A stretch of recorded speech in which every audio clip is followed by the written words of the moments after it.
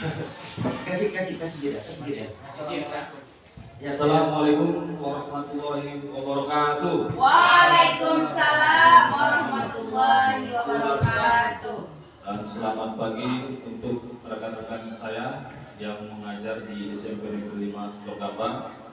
Baik, pada kesempatan kali ini izinkan saya sebagai moderator untuk acara pembukaan, di mana acara ini akan diselenggarakan di SMP Negeri 5 Lokaba oleh Bapak Imran Rosadi, SPD GR, di mana ada pemaparan materi yaitu mengenai diseminasi budaya positif. Nah, untuk melanjutkan ke berikutnya, di sini ada izinkan saya untuk menyampaikan terlebih dahulu kepada Bapak Kepala Sekolah ataupun yang mewakili, di mana acara ini akan dibuka secara resmi di SMP Negeri 5 Tergamba. Untuk Bapak Kepala Sekolah SMP Negeri 5 Tergamba ataupun yang mewakilinya, saya persilakan.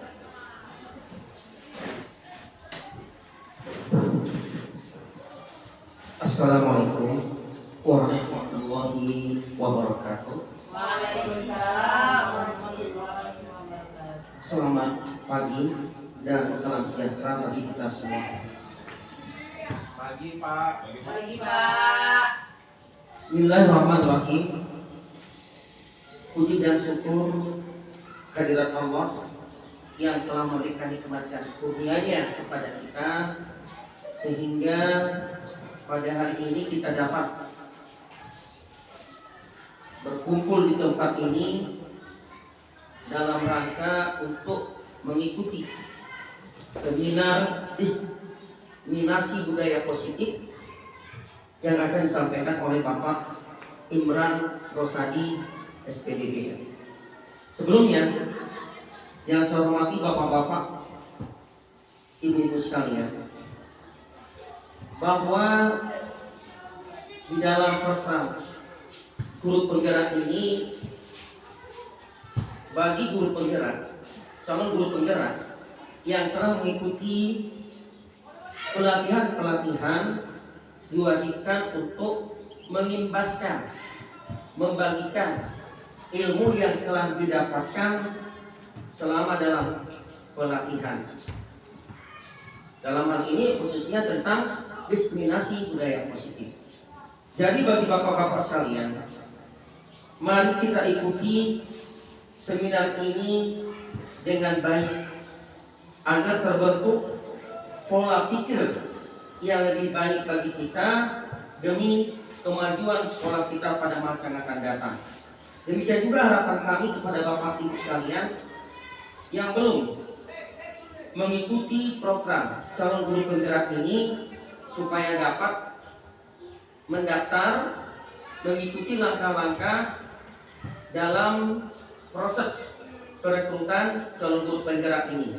Semoga nanti dengan banyaknya guru penggerak di sekolah kita ini, maka sekolah kita akan semakin maju dan semakin berkualitas.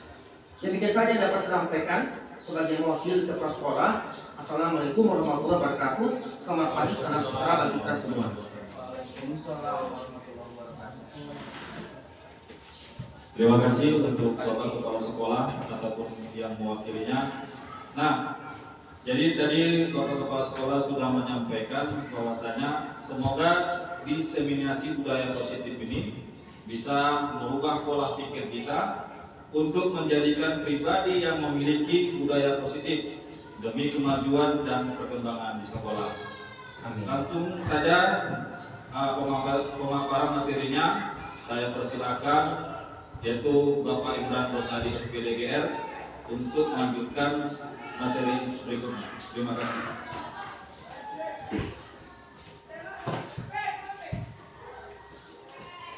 Oke, kita panggil dulu tempatnya Ibu biar lega. Oke. Assalamualaikum warahmatullahi wabarakatuh. Waalaikumsalam warahmatullahi wabarakatuh. Selamat pagi dan salam sejahtera bagi kita semua. Pagi Pak. Alhamdulillahirrahmanirrahim.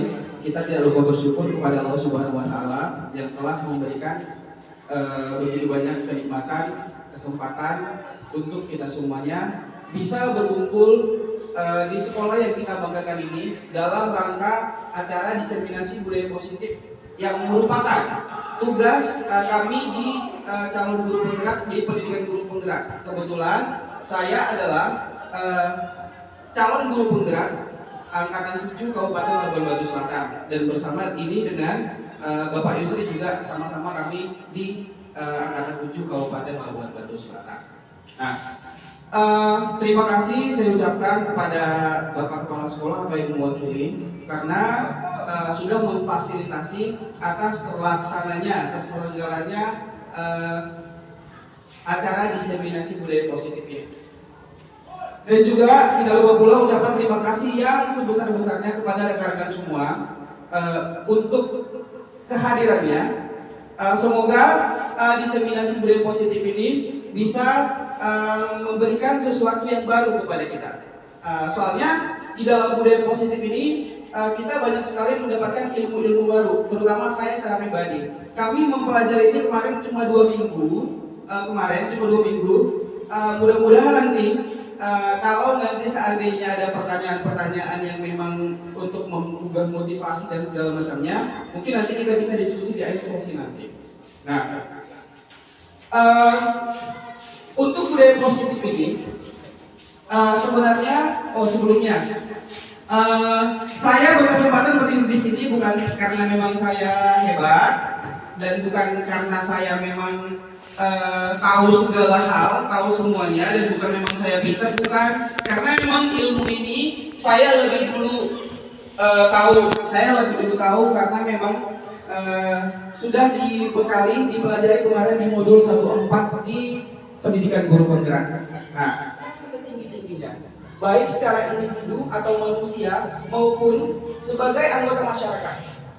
Oleh karena hal itu, pendidik kita hanya dapat menuntun tumbuh kembangnya kekuatan kodrat yang ada pada anak-anak agar dapat memperbaiki lakunya, bukan dasarnya ya Bapak Ibu, bukan dasarnya. Hidup dan tumbuhnya kekuatan kodrat anak-anak. Nah, di sini ada kata menuntun, Bapak Ibu. Tugas kita guru di sini hanya menuntun. Nah, menuntun itu kira-kira seperti apa Bapak Ibu di pikiran kita? Menuntun. Mengarahkan boleh, bisa. Apalagi Bu, Bapak? Membimbing boleh, mendampingi boleh, atau bergandengan tangan bersama boleh. Nah, di sini tugas kita Bapak Ibu, kita hanya dapat menuntun mereka untuk memperoleh kebahagiaan yang setinggi-tingginya, tanpa kita bisa merubah dasar dari sifat mereka tersendiri. Karena menurut Ki Hajar Dewantara, kita hanya dapat memperbaiki lakunya, bukan dasarnya. Hidup dan tumbuhnya kodrat anak-anak. Nah, kodrat anak-anak yang kita perlukan di sini adalah, yang kita maksudkan di sini adalah kodrat itu, anak itu sudah terlahir dengan bakat masing-masing, sudah terlahir dengan sifat karakter masing-masing. Nah, di sini kita hanya menebalkan karakter-karakter yang positif-positif saja, yang baik-baik saja, seperti mungkin yang rasa pedulinya, rasa bangga, rasa bertanggung jawab, dan segala macamnya. Dan kodrat yang memang memiliki nilai-nilai negatif seperti membenci, dan segala macamnya yang bernilai positif itu sebenarnya ada pada diri kita semua, ada pada diri anak-anak. Tapi itu kalau bisa kita hilangkan, atau kita jangan menebalkan tulisan itu, biar anak-anak ini tumbuh dan berkembang dengan baik. Nah, di sini juga kita harus menyiapkan mereka untuk menjadi sosok yang lebih baik lagi di masa depan, seperti itu ya Bapak Ibu. Nah, seperti kata Ki Hajar Dewantara, guru itu ibarat seorang petani. Nah, petani itu kan bisa menanam padi, bisa menanam kentang, sayur-sayuran, pohon besar, dan segala macamnya. Nah, sekolah itulah ladangnya. Yang dimasukkan di sini petani seperti guru seperti petani itu adalah seperti ini Bapak Ibu ya.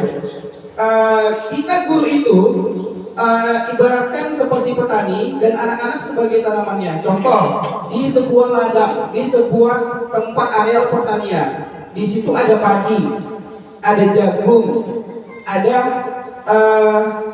kacang tanah. Contohnya ada 3 jenis tanaman. Nah, kita memberikan treatment yang berbeda kepada 3 jenis tanaman ini. Untuk padi, tanahnya seperti apa? Harus berair. Untuk jagung harusnya tanahnya harus berada di tempat kering. Dan untuk kacang tanah bagaimana? Seperti itu kan. Begitu juga dengan anak-anak. Anak-anak itu mempunyai karakter yang berbeda-beda, Bapak Ibu. Mempunyai karakter yang berbeda-beda dan kita harus tahu bagaimana memasukkan karakter-karakter baik ke mereka. Seperti yang digencar-gencarkan sekarang ini, ada pembagian kelas berdiferensiasi Bapak Ibu. Nah, supaya kita guru lebih mudah untuk memberikan manajemen ilmu ke mereka, untuk memberikan ilmu treatment, karena memang di satu komunitas itu mereka sama, mungkin sama minatnya seperti itu. Nah, kelas berdiferensiasi maksudnya kita bisa membedakan dari mungkin cara belajar mereka. Nah, mungkin dia ada auditory, ada kinestik, ada visual, ada audiovisual dan segala macamnya Bapak Ibu. Nah, kalau di kelas itu semua auditory atau visual semua di kelas itu, kita lebih mudah men-treatment mereka dengan pembelajaran yang sama. Tapi kalau sekolah kita masih seperti sekolah umum pada umumnya seperti sekolah kita tidak bisa mentreatment, sebenarnya kita tidak bisa memberikan perlakuan yang sama kepada anak didik kita untuk belajar. Karena di sini kita belum tahu karakter mereka yang sebenarnya mereka maunya seperti apa, minatnya seperti apa ya Bapak Ibu. Oke. Untuk selanjutnya kita budaya positif. Budaya positif ini yang mau kita kembangkan, yang mau kita terapkan ke diri kita, atau saya sendiri secara pribadi juga mungkin mau menerapkan, tapi masih sangat sedikit sekali ya Bapak Ibu. Nah, di sini budaya positif yang kita maksudkan di sini adalah implementasi nilai-nilai atau keyakinan universal yang diterapkan sekolah. Budaya positif memiliki urgensi dalam pembentukan karakter anak-anak. Sekolah sebagai institusi pembentukan karakter ini memiliki peran yang sangat penting dalam pembentukan karakter murid, Bapak Ibu. Nah, itulah dia konsep dari budaya positif itu sendiri. Sebenarnya budaya positif ini sebenarnya sudah sering kita lakukan, sudah setiap hari pun bahkan sudah kita lakukan di sekolah, tanpa kita menyadari bahwa itu adalah salah satu contoh budaya positif. Contohnya, kita membariskan anak-anak di depan kelas sebelum kita masuk ke kelas. Nah, itu salah satu contoh budaya positif. Terus, kita membiasakan anak-anak membuang sampah pada tempatnya. Terus juga kita membiasakan anak-anak berdoa sebelum dan sesudah belajar. Terus juga kita juga membiasakan anak-anak kita untuk saling bersapa, saling menyayangi, saling menghargai, menghormati satu sama lain di sekolah itu. Bagaimana menghargai gurunya, bagaimana bersikap kepada teman, bagaimana bersikap kepada adik kelas, kakak kelas, dan segala macamnya. Tanpa kita sadari, kita sudah menerapkan budaya positif ini jauh-jauh hari sebelum ada teori ini Bapak Ibu. Nah, kita juga guru-guru sebelumnya sudah pernah kita lihat, bahkan sudah sering kita lihat bahwa budaya positif itu juga sering kita baca tanpa kita sadari, sering kita perhatikan tanpa kita sadari. Budaya malu, mungkin beberapa tahun yang lalu ada banyak-banyak poster di sekolah kita tentang budaya malu. Itu salah satu budaya positif untuk kita sebagai guru Bapak Ibu. Malu dengan terlambat, malu tidak belajar, malu tidak mau sekolah, tidak berupacara dan segala macamnya. Itu salah satu contoh budaya positif yang memang jauh-jauh hari sudah kita pelajari, dan mungkin kita tidak sadari bahwa kita sudah melakukan budaya positif, Bapak Ibu. Nah, di sini kita akan mempelajari tentang konsep budaya positif itu sendiri, ada 7. Nah, saya secara pribadi dari ke-7 materi ini sangat baru buat saya, dan mungkin juga materi ini nanti kita akan tahu, oh iya ya, guru itu seperti ini seharusnya, guru ini harus begini, harus begitu. Dan saya juga mungkin setelah mempelajari ini, saya merasa tersentil tentang apa namanya, yang saya lakukan selama ini di sekolah tidak sesuai dengan yang memang diarahkan, tidak sesuai dengan teori tentang budaya positif ini, Bapak Ibu.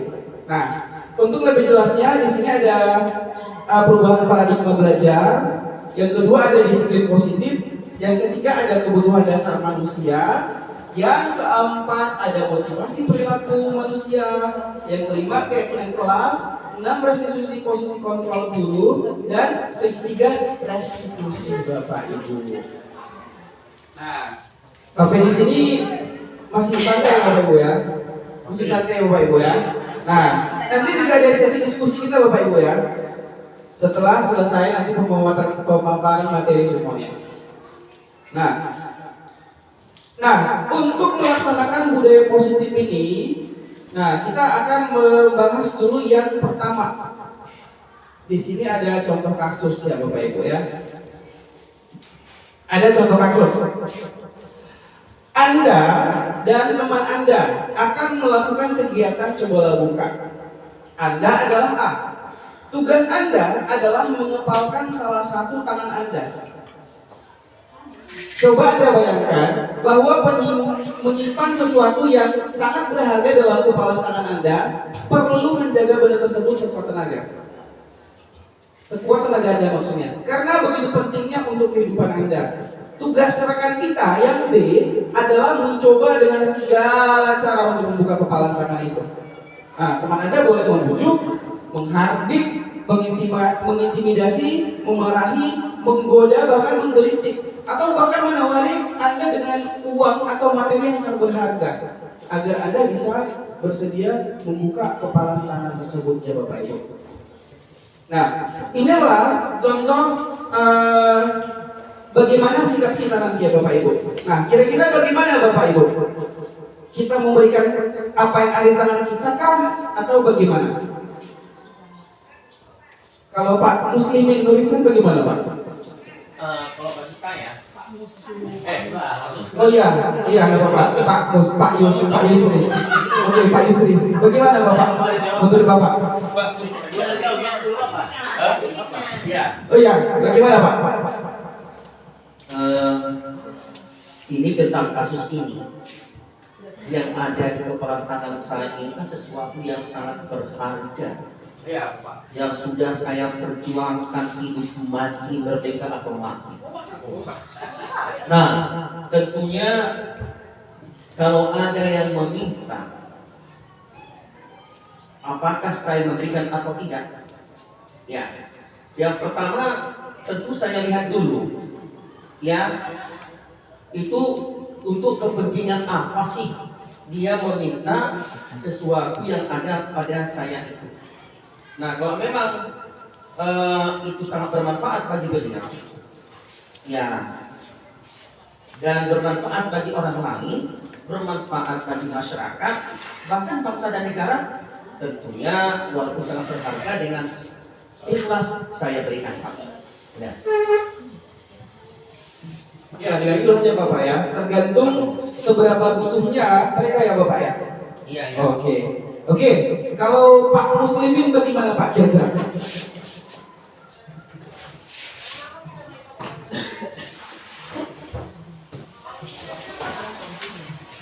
Oke, dari sedikit permasalahan ini.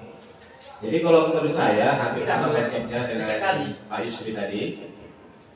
Karena kalau dari kalimat itu kan begitu penting untuk kehidupan. Jadi kalau begitu penting untuk kehidupan, ini bisa-bisa teman juga bisa menjadi lawan. Ya, kalau kita berikan itu kepentingan kita penting untuk kehidupan kita, bisa jadi itu jadi senjata dia untuk kehidupan kita. Jadi kita lihat seberapa kejujuran dia, kemudian seberapa apa dibilang ya, tanggung jawab dia untuk menjaga apa yang sudah kita jaga karena untuk kepentingan hidup kita. Jadi intinya kita lihat teman kita apakah memang bisa dipercaya atau tidak, seperti itu. Oh ya. Nah, kalau intinya dikasih atau tidak, ya, kembali lagi ke seperti Pak Yusri. Penting nggak untuk dia begitu? Kalau memang penting sama-sama untuk membangkitkan teman juga, ya bisa kita bagi. Oh gitu ya Bapak Ibu ya. Gitu ya Pak ya.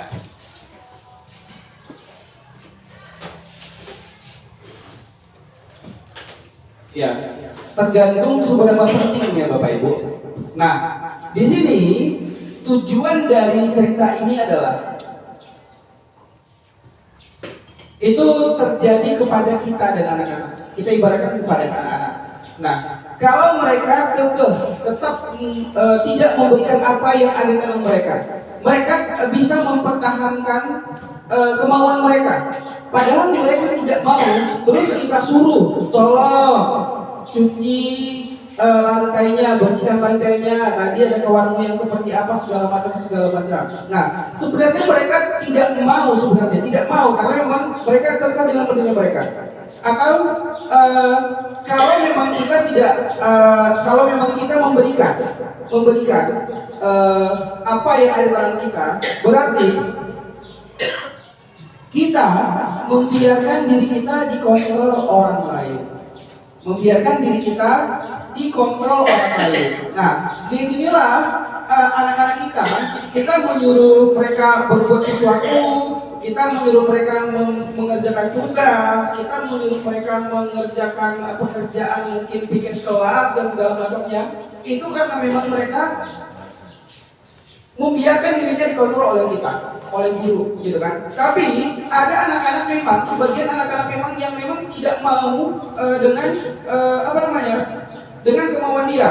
Dia tidak mau kita suruh. Umpamanya ada anak-anak berantem 2 orang, kita tetap kekeh mereka untuk meminta maaf satu sama lain, karena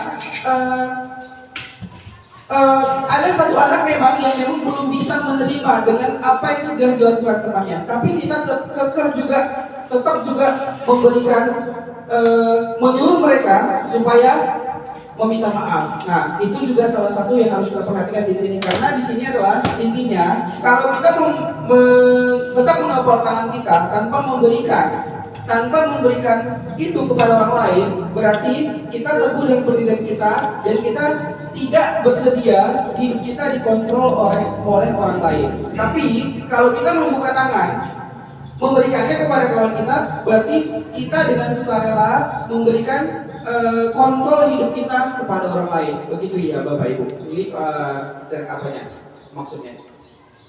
Nah, yang selanjutnya, perubahan paradigma. Di sini yang pertama adalah di sini membangun budaya positif di sekolah. Dalam membangun budaya positif di sekolah dapat menyediakan lingkungan yang positif, aman, dan nyaman bagi murid-murid agar mampu berpikir, bertindak, dan mencipta dengan merdeka, mandiri, dan bertanggung jawab. Nah, di sini maksudnya Bapak Ibu, budaya positif ini memberikan kenyamanan bagi murid-murid kita, bagi siswa-siswa kita untuk dapat ke sekolah. Kita memberikan rasa aman kepada sekolah tanpa ada intimidasi dari guru, tanpa ada intimidasi dari teman-teman yang lain dan segala macam, teman-teman dia maksudnya. Nah, atau mungkin supaya mereka bisa mencipta dan merdeka. Ada kan Bapak Ibu yang kalau kita ke sekolah, ada juga jenis guru seperti itu, dengar sepatunya saja murid-murid sudah stres. Dengar suara sepatunya aja Bapak Ibu, murid-murid sudah stres untuk mengikuti pelajarannya. Nah, berarti sekolah itu tidak nyaman buat mereka. Kita sebagai guru pun mungkin buat mereka tidak nyaman untuk belajar ya Bapak Ibu. Nah, terus juga di sini disiplin sangat berkaitan kontrol guru terhadap murid. Nah, di sini juga disiplin itu sangat berkaitan erat dengan kontrol guru kita. Maksudnya kontrol kita sebagai guru. Di sini maksudnya ada anak-anak yang memang yang piket. Kita harus mengawasi mereka supaya memang mereka tetap pada tugas yang kita tanggung jawabkan kepada mereka. Nah, terus untuk selanjutnya. Nah, teori kontrol Dr. William Glasser. Nah, kita di sini ilusi bisa mengontrol murid seperti yang tadi. Kita bisa mengontrol murid. Kita berpikir bahwa kita bisa mengontrol murid. Padahal sebenarnya itu kita tidak bisa mengontrol orang lain. Bahwa dirinya lah yang bisa mengontrol dirinya sendiri. Nah, kita berharap di sini bahwa murid itu bisa mengerti dengan tugas dia di sini. Mengerti betapa tanpa kita kontrol dia pun, tanpa kita suruh dia mengerjakan tugasnya, dia mengerjakan semua yang ada ditugaskan di pelajaran segala macam, tanpa kita kontrol pun, tanpa kita bagaimana tugasmu, bagaimana dosennya belum, hari ini kumpul segala macam dengan aturan-aturan dan segala macamnya, dia sudah mengerti bahwa dia sendirilah yang bisa mengontrol dirinya sendiri, bukan kita sebagai guru yang mengontrol dia. Nah, yang kedua, ilusi bahwa semua penguatan positif, efektif, dan bermanfaat. Nah, nanti belajar dengan baik ya. Suatu saat kamu akan jadi pintar. Suatu saat kamu akan jadi dokter. Suatu saat kamu akan jadi presiden. Itu kan yang biasa kita bilangkan, kita katakan ke anak murid kita untuk memotivasi mereka supaya untuk belajar. Nah, mungkin pada saat itu mereka bisa tergugah hatinya untuk belajar. Pada saat itu. Tapi kalau memang tidak melihat kita, mereka ya biasa aja.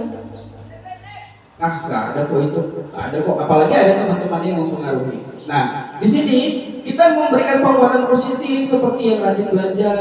Kalau cita-citamu apa nak? Jadi polisi. Nah, kamu harus rajin berolahraga, harus bisa renang, harus bisa ini, menjaga fisik dan segala macamnya. Itulah penguatan positif yang kita gunakan buat anak-anak, tapi hanya sekedar itu saja, sampai di situ saja. Untuk berkelanjutan, mungkin mereka tidak mengingat itu lagi karena memang bukan berasal dari diri mereka sendiri. Nah, yang selanjutnya ada ilusi bahwa kritik dan membuat orang merasa bersalah dapat menguatkan karakter. Apalagi kita nanti umpamanya kita menasihati anak-anak kita menasihati supaya mereka rajin belajar, bersungguh-sungguh, menghargai guru dan segala macamnya. Apalagi kita menasihati mereka sampai mereka menangis terseduh-seduh, kayak kita merasa bangga. Kita merasa bangga karena memang apa yang kita katakan itu masuk ke hati mereka. Nah, mungkin seperti itu. Nah, dan sehingga mereka merasa bahwa mereka lah yang paling bersalah di muka bumi ini, mereka lah paling sehancur-hancurnya dan segala macam. Kita anggap itu akan menguatkan karakter mereka. Justru itu tidak, Bapak Ibu. Mungkin pada saat itu juga sama seperti poin nomor 2. Mungkin pada saat itu juga mereka mungkin akan tergugah. Tapi di lain dari itu mereka akan menyalahkan diri sendiri karena memang tidak mampu menjadi seperti yang orang lain bayangkan seperti itu. Coba orang tua di rumah kerjanya sudah begini pokoknya segala macam. Kamu di sekolah tidak rajin belajar, jadi kamu hargai mereka di sana, kamu hargai dan segala macamnya seperti itu. Nah, kita menguatkan itu mungkin supaya dia merasa bersalah. Mungkin dengan merasa bersalahnya itu dia bisa memperbaiki dirinya sendiri. Dia bisa lebih bersemangat lagi untuk belajar. Tapi Bapak Ibu, itu justru membuat dia semakin terpuruk. Secara perlahan-lahan, secara terus-menerus kalau kita buat seperti itu, dia akan merasa dirinya paling bersalah atas kegagalan dirinya untuk orang lain, seperti Bapak Ibu. Nah, yang selanjutnya bahwa ilusi bahwa orang dewasa memiliki hak untuk memaksa. Nah, kalau saya secara pribadi, mungkin semua ini saya lakukan. Saya berpikiran sama seperti ini. Dan saya sudah pernah melakukan ini. Karena saya memang beranggapan bahwa anak-anak itu, siswa itu bisa untuk dipaksa untuk belajar, untuk dipaksa, dipacu dengan semangat untuk belajar. Justru yang ada Bapak Ibu, kalau kita memaksa mereka, kalau kita memaksa mereka melakukan sesuatu tanpa mereka suka, mungkin mereka lagi santai-santai, mereka mungkin lagi olahraga, jam olahraga, kita suruh mereka untuk membersihkan sesuatu, mungkin pada saat itu mungkin karena memang ada pemaksaan dari kita, mungkin bisa saja mereka tidak menerima. Nah, bisa saja mereka tidak menerima dan juga akan membuat dendam kepada kita, Bapak Ibu. Akan merasa sakit hati berkepanjangan dan segala macamnya, bahkan bisa mencelakai dirinya sendiri, bisa mencelakai kawannya, dan bisa bahkan mencelakai gurunya sendiri ya Bapak Ibu. Nah, itulah teori kontrol Dr. William Glasser. Yang selanjutnya, di sini juga ada perubahan paradigma Bapak Ibu. Stimulus responnya seperti itu. Realitasnya kita sama semua, kita sama. Padahal pada dasarnya kita itu berbeda satu sama lain. Kita berbeda, kita tidak sama, kebutuhan kita tidak sama, keinginan kita tidak sama dengan orang lain. Bahkan di sekolah itu juga bisa bahkan kita menganggap bahwa kebutuhan semua di kelas kita itu sama, berkebutuhan menerima ilmu dari kita semua. Padahal mereka bahkan melihat kita saja tidak suka, Bapak Ibu. Nah, yang kedua, semua orang melihat hal yang sama. Nah, pada teori kontrolnya, setiap orang memiliki gambaran berbeda, Bapak Ibu.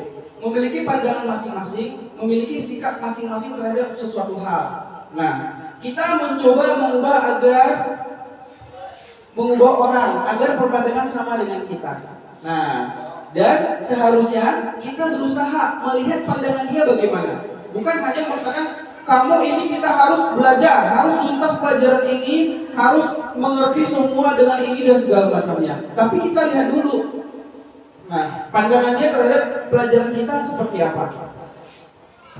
Nah, perilaku buruk dilihat sebagai sesuatu kesalahan. Semua perilaku itu memiliki tujuan, Bapak Ibu. Nanti umpamanya ada anak-anak mungkin bersikap buruk menurut kita.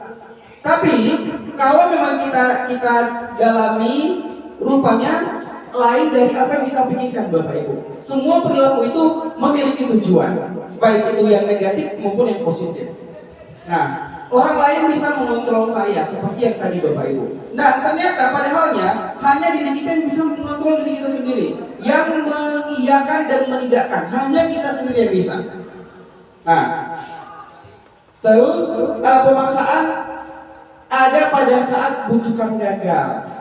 Nah, kolaborasi dan konsensus menciptakan pilihan-pilihan yang baru, Bapak Ibu, untuk berkolaborasi, memberikan pikiran-pikiran yang cemerlang yang bermacam-macam untuk menemukan pilihan-pilihan baru. Nah, model berpikir menang atau kalah. Nah, kita di sini juga seharusnya model berpikir kita menang aja, harus menang, seperti itu, Bapak Ibu. Nah, untuk selanjutnya seperti yang tadi ada di budaya positif. Nah, di sini ya Bapak Ibu. Oh, ke belakangnya. Aduh, ke belakang lagi. Nah, tentang budaya positif itu adalah implementasi nilai-nilai atau keyakinan universal. Keyakinan universal. Nilai-nilai tentang keyakinan universal. Di sini adalah nilai-nilai yang dimaksud itu adalah nilai-nilai kebajikan ya Bapak Ibu. Nilai-nilai kebajikan. Di mana nilai-nilai kebajikan itu adalah nilai kebajikan yang disepakati bersama. Terhindar dari suku, agama, bangsa, ras, bahasa maupun yang melatar belakang itu. Nilai-nilai ini merupakan payung besar dari sikap dan perilaku kita atau nilai-nilai yang merupakan fondasi kita berperilaku. Ini universal ya Bapak Ibu ya. Nilai kebajikan ini universal tanpa melihat suku, agama, ras, bangsa dan segala macamnya bisa diterima oleh kita semua. Nah, di sini ada contoh-contoh nilai kebajikan yang diterapkan oleh sekolah-sekolah ya Bapak Ibu ya. Nilai kebajikan itu seperti apa sih kira-kira? Nilai kebajikan itu adalah nilai yang diharapkan suatu institusi untuk, kalau di sekolah untuk muridnya, kalau untuk di kantor untuk pegawainya. Nilai-nilai apa yang harus didapatkan setelah selesai. Nah, untuk di sini ada 4 yang saya tunjukkan contoh-contoh nilai-nilai kebajikan universal yang disepakati oleh beberapa institusi. Yang pertama, nilai kebajikan di IBO Pre-Early Years Program. Sikap murid yang diharapkan di situ adalah setelah lulus, sikapnya adalah atau setelah selama belajar di sekolah itu dan setelah lulus, sikap yang diharapkan adalah rasa toleransi, rasa hormat, integritas, mandiri, menghargai, antusias, empati, merasa ada keingintahuan, kreativitas, kerjasama, percaya diri dan berkomitmen, Bapak Ibu. Nah, di sini juga di yang kedua ada 9 pilar karakter Indonesia Heritage Foundation atau IHF. Nah, di sana mereka mengharapkan muridnya, mereka mengharapkan cinta Tuhan dan segenap ciptaannya, kemudian dan tanggung jawab, kemandirian maksudnya, kemandirian dan tanggung jawab, kejujuran atau amanah, diplomatis, hormat dan santun, dermawan, suka menolong dan gotong royong, percaya diri, kreatif dan bekerja keras, kepemimpinan dan keadilan, baik dan rendah hati, toleransi, kedamaian dan kesatuan. Itulah contoh di IHF Foundation itu ya Bapak Ibu. Nah, yang selanjutnya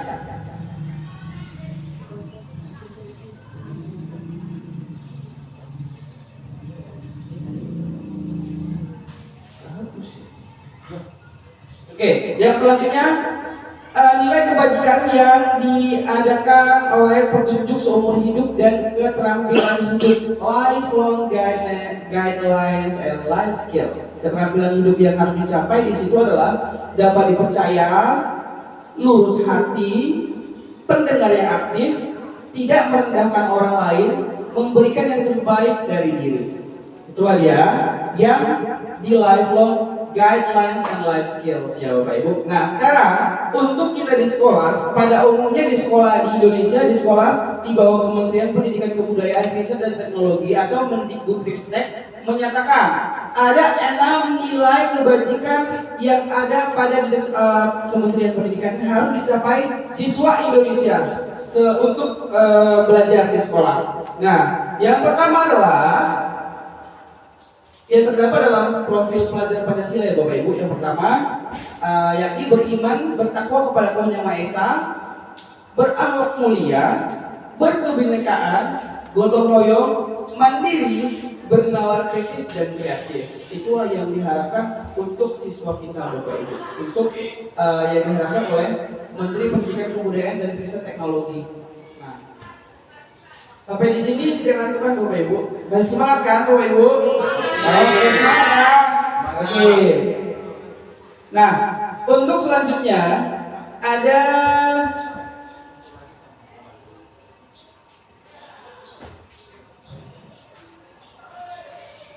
di sini kebutuhan dasar manusia. Nah, kebutuhan dasar manusia. Nah, kita tahu juga, kita juga di sini ada masing-masing kita sendiri. Kita berbeda kehidupannya setiap individu. Apalagi kita juga di sini guru-guru di sini berbeda kebutuhannya pada hari ini dengan kawan-kawan kita yang lain. Begitu juga dengan anak-anak kita di kelas ya Bapak Ibu. Mereka berbeda kebutuhan dasarnya.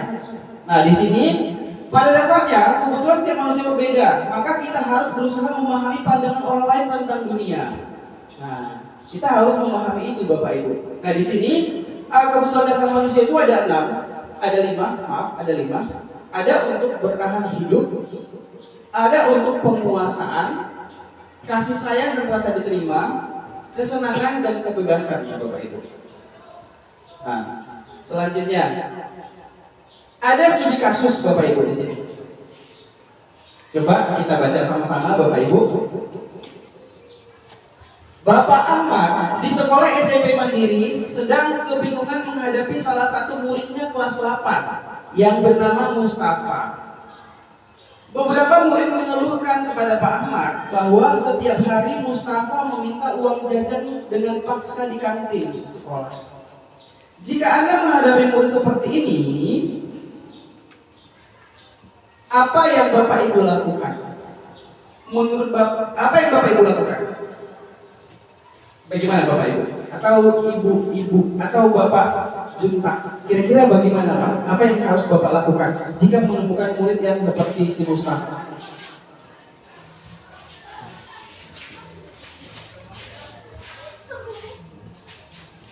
Mungkin Pak, kalau dia memang sayang saja dan di kantin ya menasihati dulu Pak. Kita nasihati ya, kita nasihati.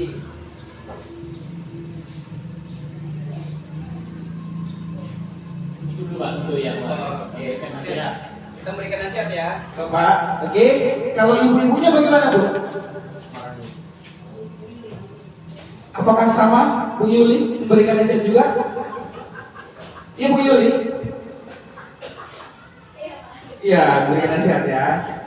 Baiknya panjang kali nggak sampai sana. Atau Bu Sul bagaimana Bu Sul kira-kira? Berikan nasihat dulu atau langsung kau yang kalau sih kita marahin? Menanyakan kalau menasihati ya. Bu Eliza bagaimana Bu? Sama ya.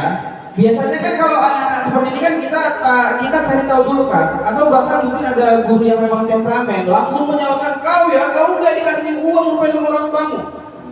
Langsung marah-marah biasa kita Bapak Ibu ya, tanpa mengetahui delik di balik itu. Nah, menurut Bapak Ibu, apa alasan Mustafa melakukan hal itu?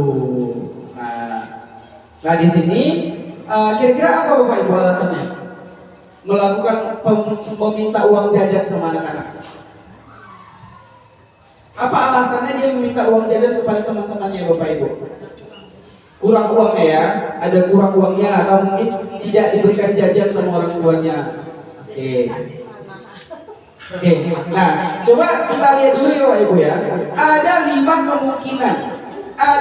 kemungkinan sikap Mustafa kenapa dia bersikap seperti itu. Nah coba kita lihat Bapak Ibu. Ada 5 kemungkinan. Dalam penerapan disiplin positif, Bapak Ahmad sebaiknya mencari alasan atas dasar Mustafa melakukan hal tersebut ya Bu ya. Kita mencari tahu dulu tadi ya, kira-kira kenapa si anak itu membuat hal seperti itu. Nah, baru kita nasihati, masukkan nasihat-nasihat yang berguna buat dirinya, supaya dapat mengetahui kebutuhan dasar apa yang akan dipenuhi oleh Mustafa. Nah, kemungkinan jawaban yang pertama adalah Mustafa lapar dan tidak diberikan uang jajan oleh orang tuanya dari rumah. Nah, mungkin orang tuanya ekonominya lemah sekali sehingga mungkin uang jajan pun sangat susah sekali untuk mereka ke sekolah. Bahkan tidak menyiapkan sarapan pagi di rumahnya Bapak Ibu ya. Kita tidak tahu kondisi mereka sebelum datang ke sekolah. Nah, di sini kalau alasan si Mustafa seperti itu berarti dia sedang meyakini dia sedang untuk bertahan hidup ya kebutuhannya Bapak Ibu ya. Kebutuhan dasar manusianya berarti di sini untuk bertahan hidup. Mungkin kalau memang dia tidak membeli jajan sampai siap, mungkin nanti dia pingsan atau sakit perut dan segala macamnya. Mungkin itu terpaksa karena memang dia lapar ya Bapak Ibu ya, untuk bertahan hidup. Nah, jika yang kedua menjahili kawannya supaya mendapatkan perhatian dari teman-temannya. Mungkin capek gitu, ada mungkin yang memang suka di better-betternya sama dia di situ, atau mungkin dia mau bergabung dengan komunitas tertentu di kelasnya, maka dia buatlah seperti itu supaya mendapat perhatian dari teman-temannya. Kamu minta-minta aja pun, apa memang seperti ini? Ayo gabung sama kami makan, supaya jangan minta-minta, mungkin seperti itu. Biar mereka kebutuhan dasar, rasa kasih sayang dan rasa diterima itu bisa didapatkan oleh si Mustafa tadi ya Bapak Ibu. Nah, jawaban yang ketiga, karena merasa bosan di kelas, karena jajan mungkin ada jajan dibawakan orang tuanya tanpa dikasih uang jajan dari rumah. Ada jajan dibawakan, ada bonbon dibawakan dari rumah orang tuanya, itu aja, gak ada yang lain, dan tidak disisipkan uang jajan di kantongnya. Mungkin dia mau makanan yang lain, seperti itu ya Bapak Ibu ya. Makanan di rumah itu aja bosan, atau coba makan lain dulu gitu kan. Maka di situ yang kebutuhan yang mau dibutuhinya adalah kebutuhan dasarnya adalah tentang kebebasan. Dia bebas memilih apapun, memilih siapapun, memilih apapun yang dia makan ya Bapak Ibu. Nah, terus kalau jawaban yang kelima, Mustafa merasa hebat karena kawannya mau menuruti keinginannya. Nah, di sini kalau seperti ini Bapak Ibu, dia mau menguasai, dia mau menjadi supaya dia bisa terlihat sebagai pemimpin di situ Bapak Ibu ya. Dia mau penguasaan terhadap teman-temannya. Atau bahkan juga ada juga anak-anak siswa kita yang apabila kita marahi saja Bapak Ibu, kita marahi begini kamu ya, kamu selalu berbuat salah, kamu selalu begini. Dia dengan enteng aja ketawa-ketawa di depan kita Bapak Ibu. Ada yang seperti itu. Ada. Dia dengan santai saja tertawa-tertawa depan kita bahwa dia ingin menunjukkan eksistensinya di depan teman-temannya. Bahwa aku aja tidak takut sama guru.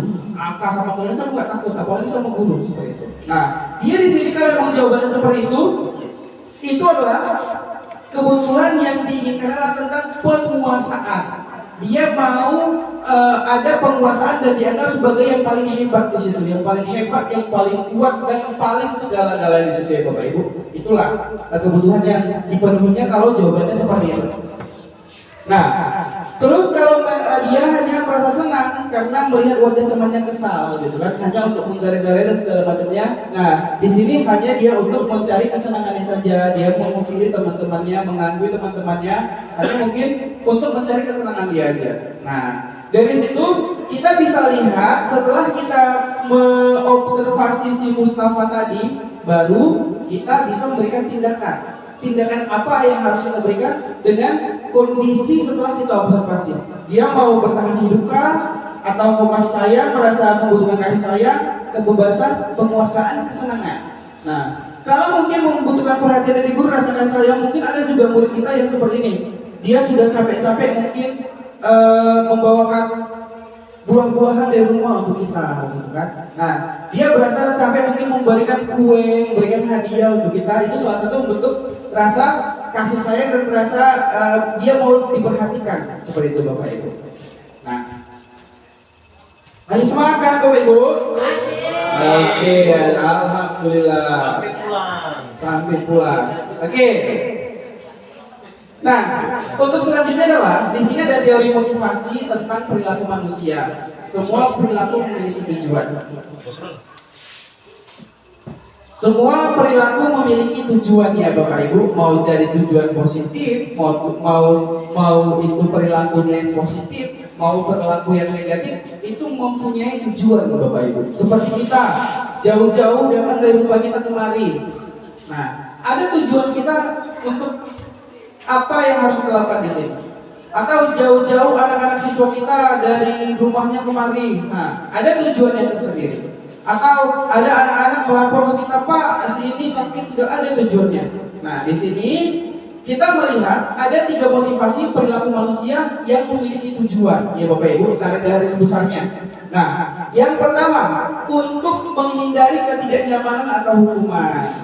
Umpamanya, Pak Mus datang, Pak Kepala Sekolah, Pak Mus, besok ada pelatihan di Blok Songo.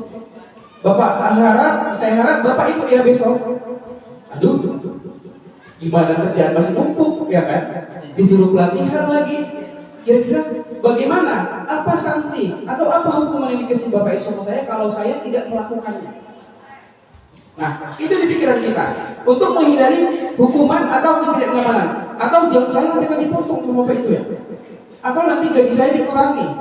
Atau bertanya-tanya, sehingga yang dipikirkannya itu adalah, yang dipikirkan Pak Mus itu adalah mengenai ketidaknyamanan dan hukuman apabila Pak Mus tidak mengikuti pelatihan itu. Nah, tindakan berpikir seperti ini adalah masih dari eksternal ya Bapak Ibu, masih dari luar.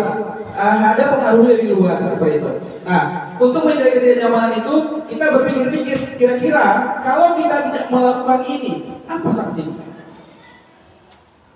Apa efeknya kepada saya? Nah, seperti itu ya Bapak Ibu.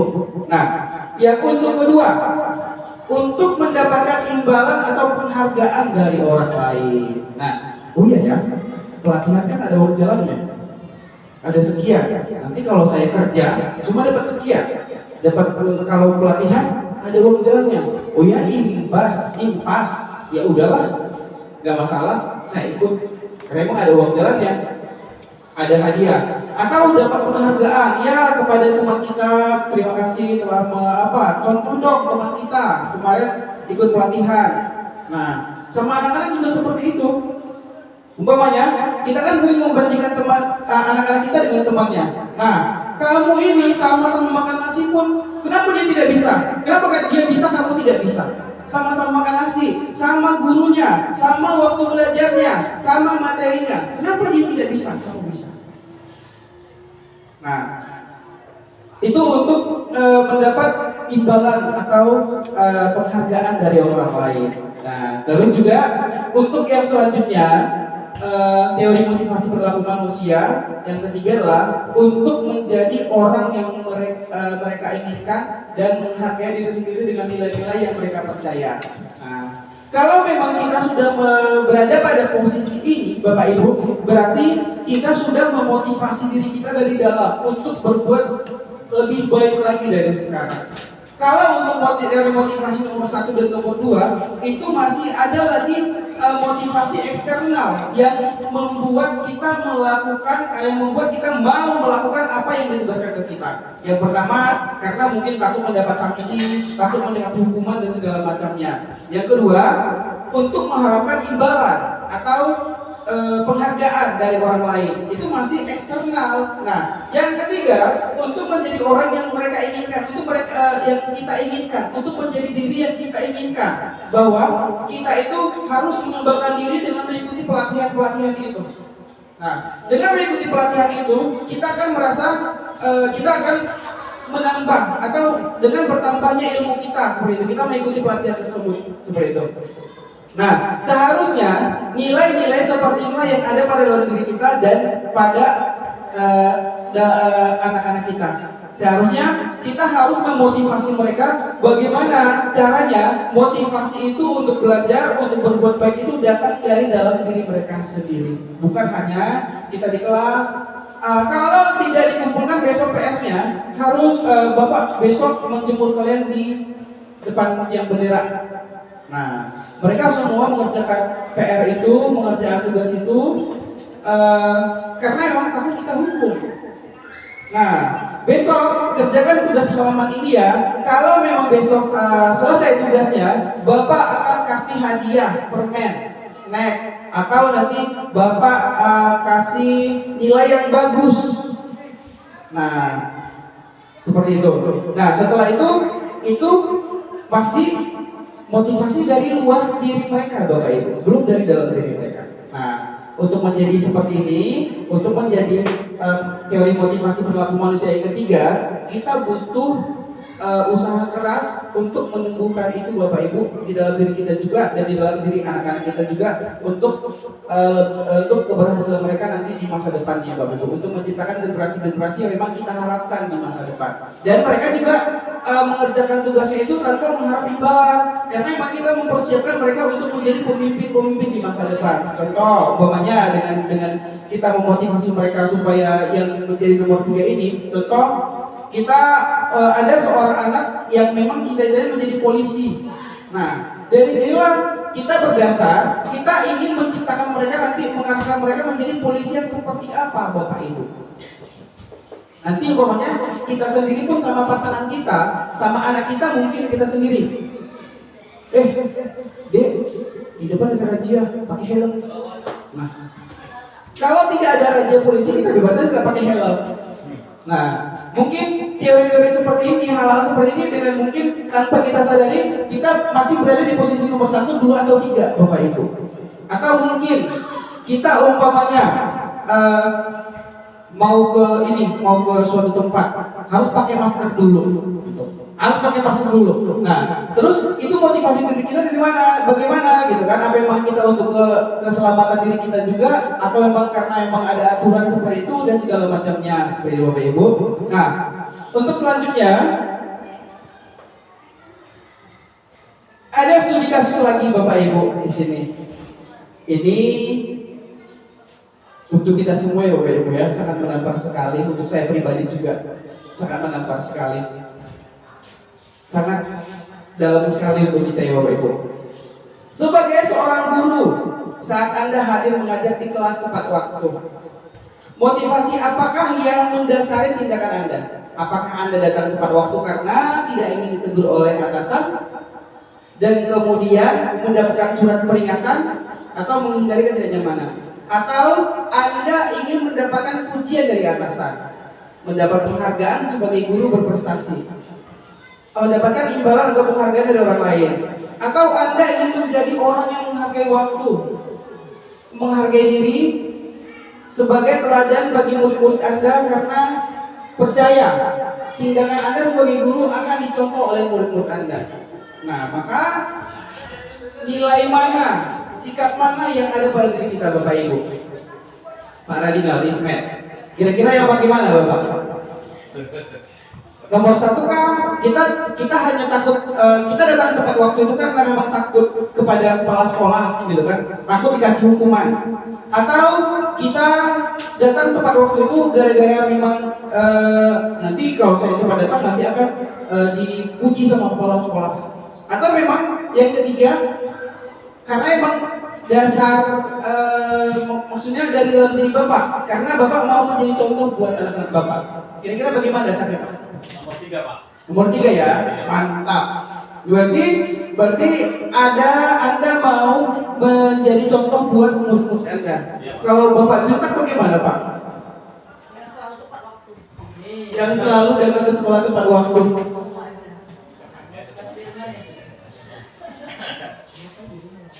Ya mungkin Pak, sesuai yang kebutuhan Pak. Kebutuhan ya. Kita tahu Pak, time is money katanya. Waktu adalah uang.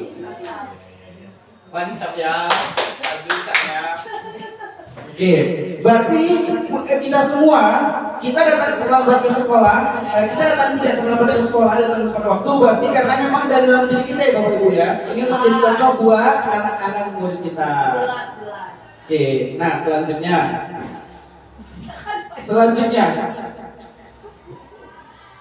bila di sekolah Anda tidak ada peraturan yang mengharuskan guru datang tepat waktu dan tidak ada surat teguran bagi guru yang datang terlambat, dan tidak ada atasan yang memuji Anda, apakah Anda akan tetap datang tepat waktu atau mengajar murid-murid Anda? Jelaskan Bu Yuli. Oh iya, Pak Yusri, jelaskan Pak.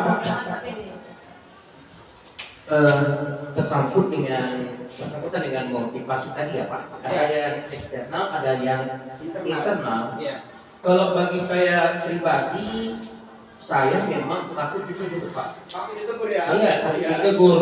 Kalau saya nanti datang terlambat kan ditegur kepala sekolah. Kemudian karena saya juga adalah ASN, takut nanti kalau misalnya sertifikasi saya berkas-berkas nggak ditandatangani, atau juga saya takut nanti masalah kenaikan pangkat saya ditunda.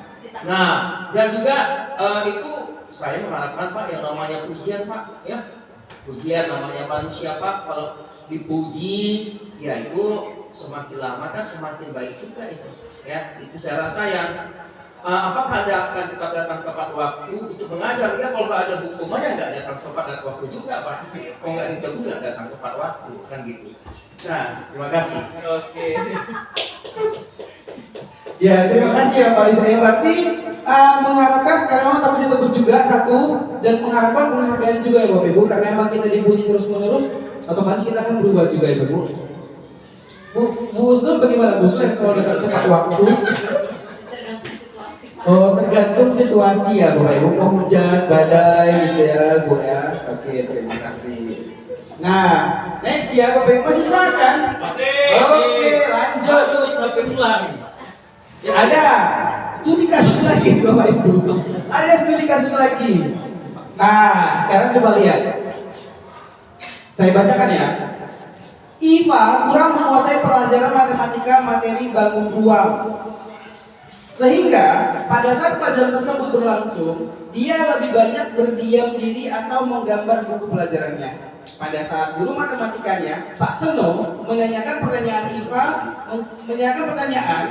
Iva menjadi gugup dan tidak sengaja menjatuhkan tasnya dari kursi, serta tiba-tiba menjadi gagap pada saat berupaya menjawab. Seluruh kelas pun tertawa melihat perilaku Iva yang berbicara tergagap dan terkejut tersebut. Pak Seno pada saat itu membiarkan teman-teman IPA menertawakan IPA yang tergagap dan malu luar biasa. Dan malahan minta IPA untuk maju ke depan kelas dan berdiri sambil menunjuk hidungnya karena tidak bisa menjawab pertanyaan Pak Seno. Kelas makin gaduh dan anak-anak pun tertawa melihat IPA di depan kelas memegang ujung hidungnya. Udah bisa diceritakan Bapak Ibu? Udah bisa gantinya kan? Nah, ini studi kasus semua Bu, semua materinya studi kasus. Nah, pertanyaan, apakah Anda setuju dengan tindakan Pak Seno terhadap IPA, Bapak Ibu? Setujukah? Bapak Ibu, langsung berdiri ke depan kelas. Setujukah dengan kesalahan yang tidak bisa menjawab soal tadi, Bapak Ibu? Setujukah? Tidak setuju, kenapa? Kenapa Bu? Bu Eliza, kenapa Bu?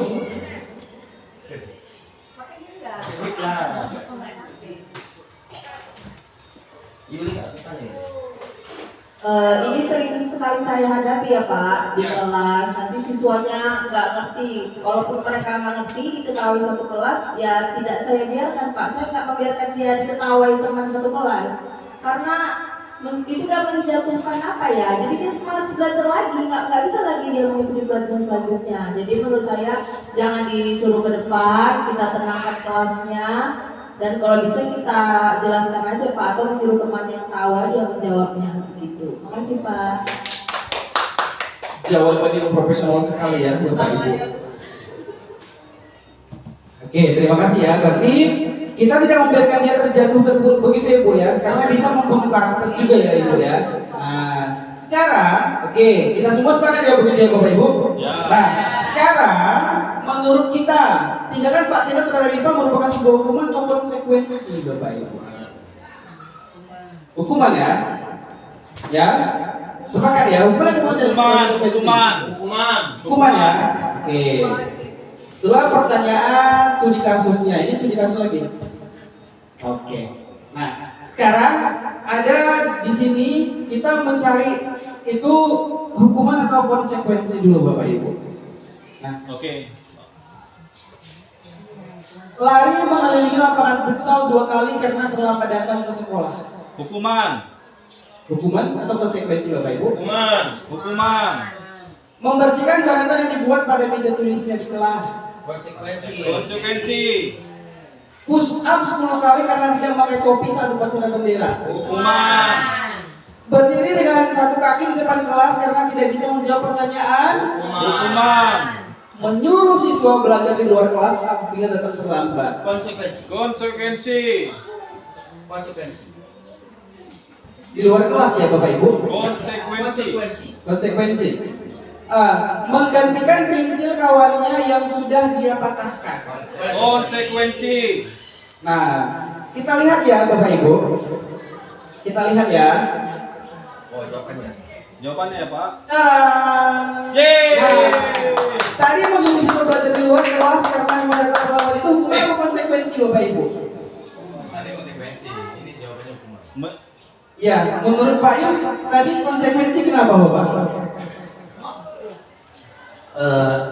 Itu menurut saya ya, menyuruh siswa belajar di luar kelas apabila datang terlambat itu merupakan suatu konsekuensi ya, itu merupakan suatu konsekuensi karena kan di situ kan yang namanya biasanya hukuman menurut pemikiran kita itu kan ada yang hal-hal yang bisa menyakiti tubuh, yang ada hal yang bisa menyakiti hati dan perasaan. Tapi kalau yang dengan menyuruh siswa belajar di luar kelas, nah mungkin ya itu kan tidak tidak ada unsur-unsur yang menyakiti sana. Apalagi kok di emperan kelas, nah misalnya di luar kelas saja, ya yang langsung berhadapan dengan pintu sehingga dia juga bisa mendengarkan keterangan guru, itu adalah suatu konsekuensi ya sama dia. Oke. Oke.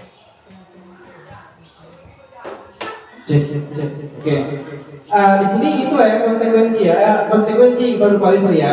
Sebenarnya itu adalah menurut saya itu hukuman karena kita tidak membiarkan mereka masuk ke kelas. Karena Bapak Ibu, kita tidak tahu rintangan mereka di jalan itu seperti apa yang mereka hadapi.